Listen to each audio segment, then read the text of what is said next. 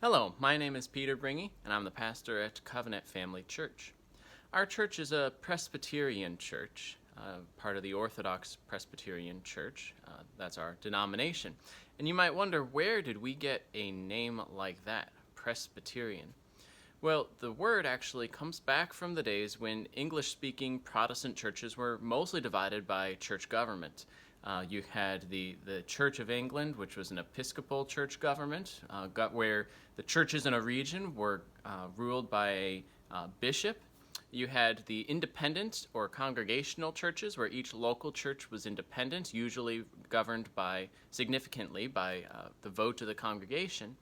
And then you had Presbyterian churches, where the word comes from the Greek word for elder, presbyteros, and referred to a church government where a plurality of elders govern the church both at the local level as well as on a regional level, that there would be a gathering of elders from the local churches in a regional body known as a presbytery. And so, in fact, later this week, I'm going to be going to our regional presbytery meeting. We're meeting with other elders from the regional church and considering different business that our church has in common, meeting for accountability to govern the church at that level. It's a place where appeals can be made and a way that we can work together for the great cause of the Great Commission, of the cause of Christ's church in the earth. And so this system is built on the Bible. We see a plurality of elders appointed in each local church, as in Acts 14, where Paul sees that is done in each of the churches he goes through. And then even in the next chapter, we see that done on a regional or even global level at that point in Acts 15, where a matter arises locally and goes to the larger assembly of the elders, and in that case also the apostles were around, and they meet to deliberate and to decide the case before them.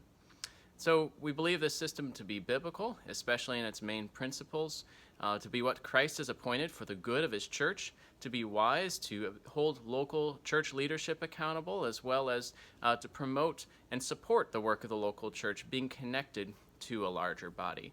So being Presbyterian is more than that. I would recommend going to our doctrinal standards to see all that's involved with being Presbyterian and our view of Scripture and its doctrines, but where the word comes from and kind of key to that distinct identity is our system of church government by a plurality of elders, both preaching elders, what you would think of as a pastor, though technically the word pastor would apply to both kinds of elders, but then also ruling elders, elders selected from the congregation who might not be the ones up there preaching or called to preach even, but assisting also in the shepherding, in the ruling, in the care of Christ's church.